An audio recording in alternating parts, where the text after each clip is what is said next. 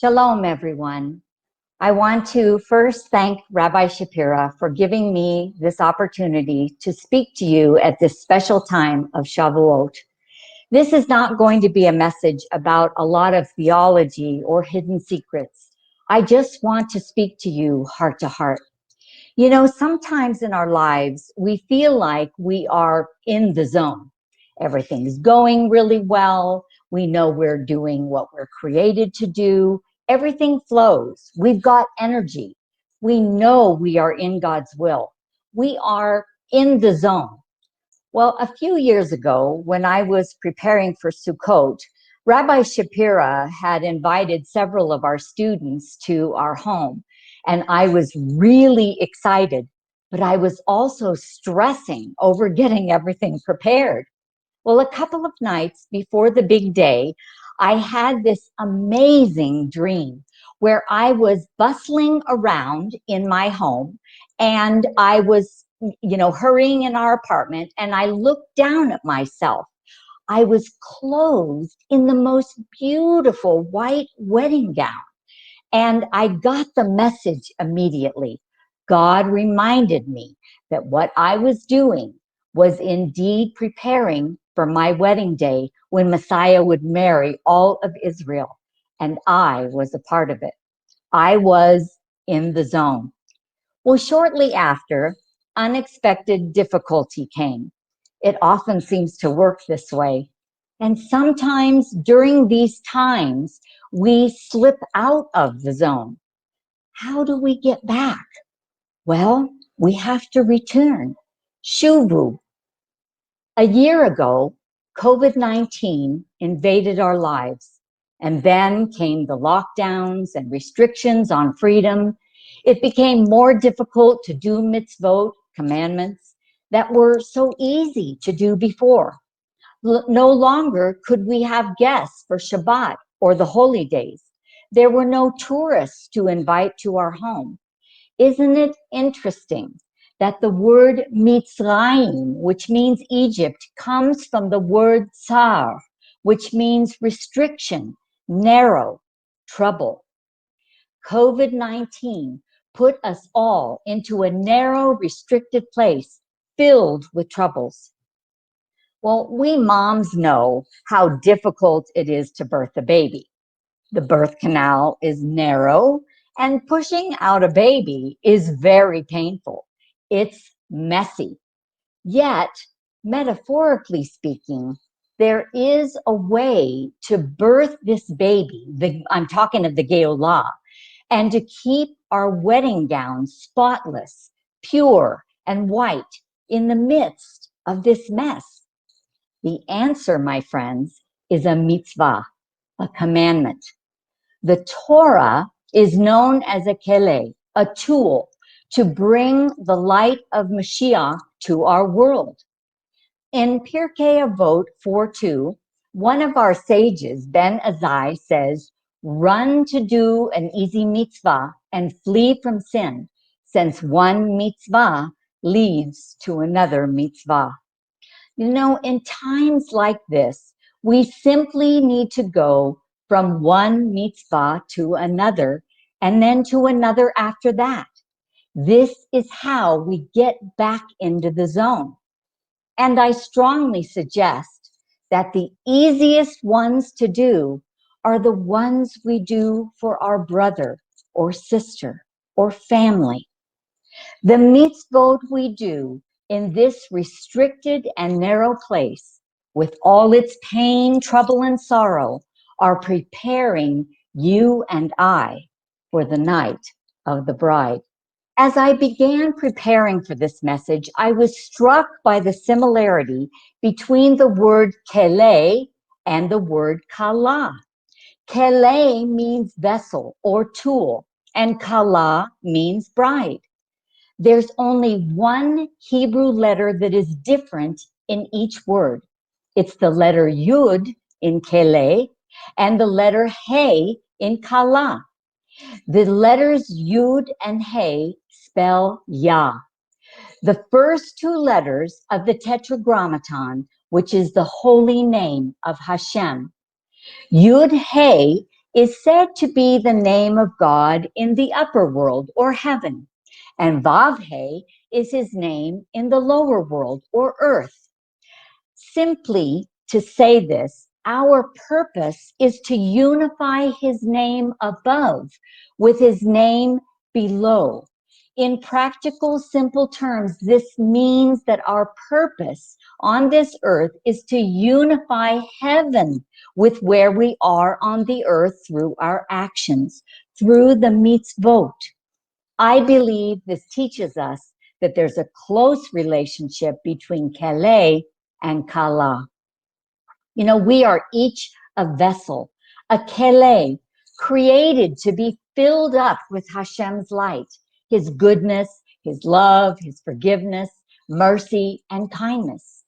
We are meant to reveal him to others because he's hidden in this world. It's very interesting that the word Kele can also be divided into two words.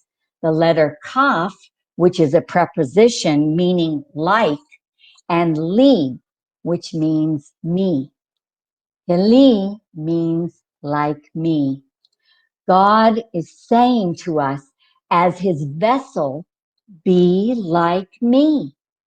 Our greatest purpose in this world, my friends, is to be like Hashem.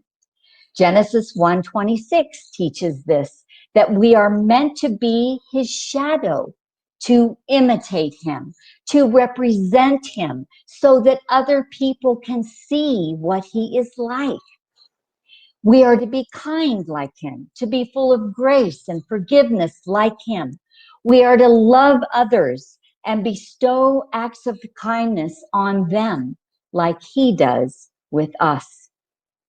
Speaking of light, divine light manifests as pure white light, but it can be split into the 7 colors of the rainbow. If he is light, and his light contains every color of the rainbow, then we should be kelim, vessels full of his light. And in a metaphorical sense, our garment as his bride would also be full of all of the colors of the rainbow.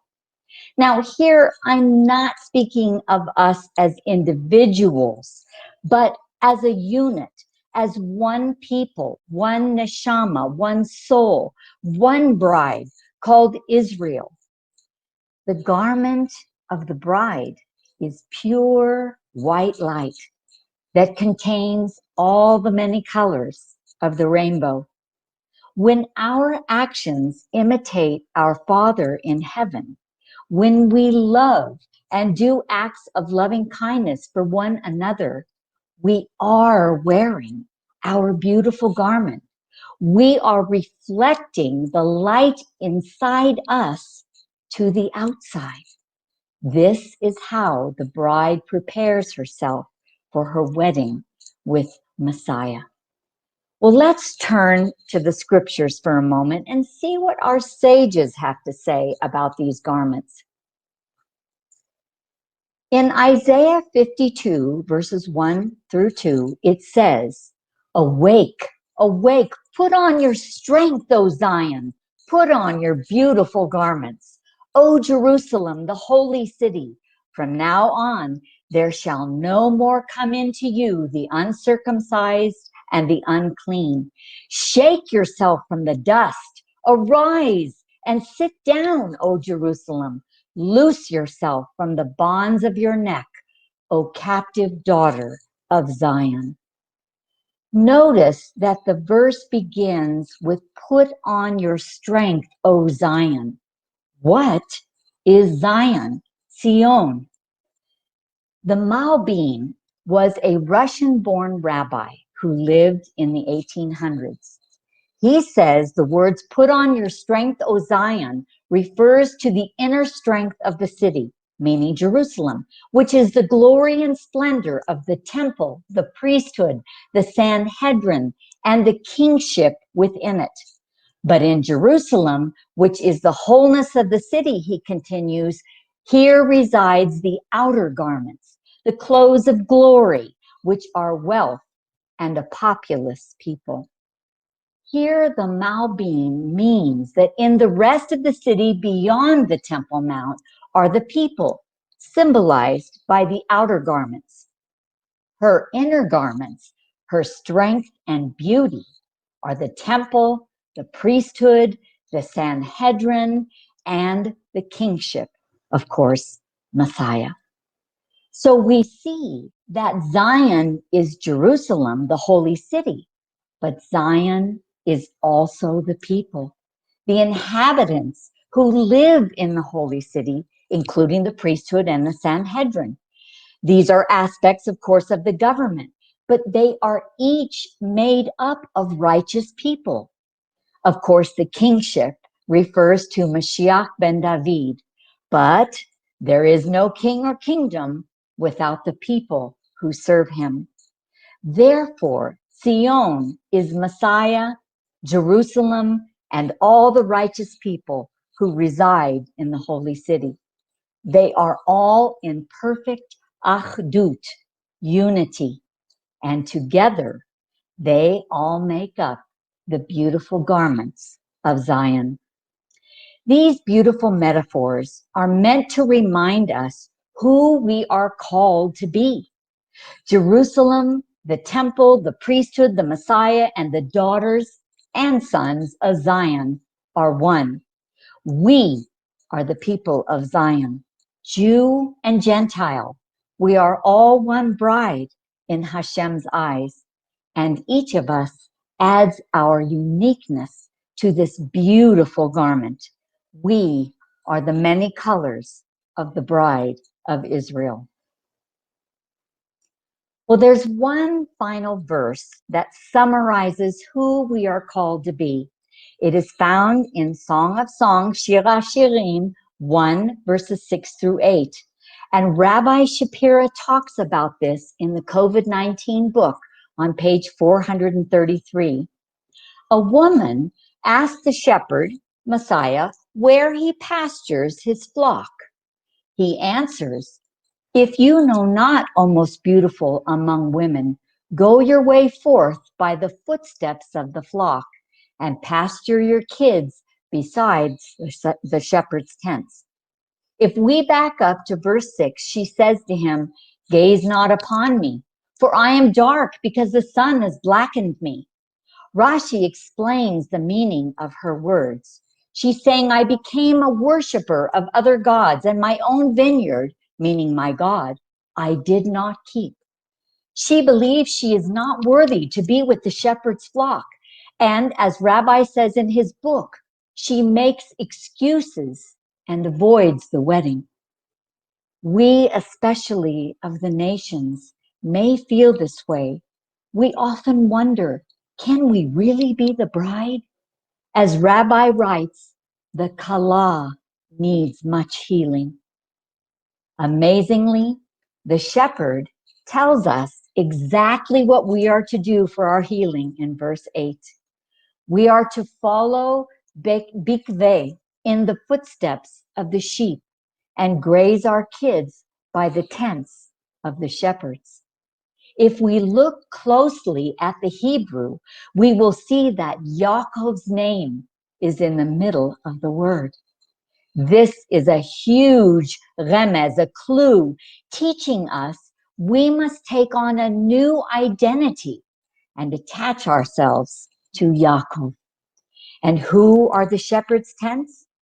They are the Jewish people. We are to follow the voice of Yaakov. The shepherds are our leaders, our rabbis, who teach us Torah and lead us to the right places to graze. According to Rabbi Shapira in the book, the sheep are those who practice the voice of Jacob, practice the Torah, and worship Messiah's name. This is what it means to be in the zone. Don't say, I am dark and blackened by the sun. Don't focus on where you came from. If you have joined the flock of Yaakov, you have a new identity. Instead, see yourselves in the words of Revelation 7:9. And after this I looked, And behold, a great multitude that no one could number, from every nation, from all tribes and peoples and languages, standing before the throne and before the Lamb, clothed in white robes, with palm branches in their hands. We are the kelim who carry in our innermost essence the light of Messiah. The gown of the Kala is indeed a beautiful garment of every color of the rainbow, people from every nation, tribe, and language, manifesting as pure white light, the light of Messiah. Come. The Spirit and the bride say, come. You are invited to come and add your unique colors to the beautiful garment of the bride of Israel, the bride of Messiah. Litraot.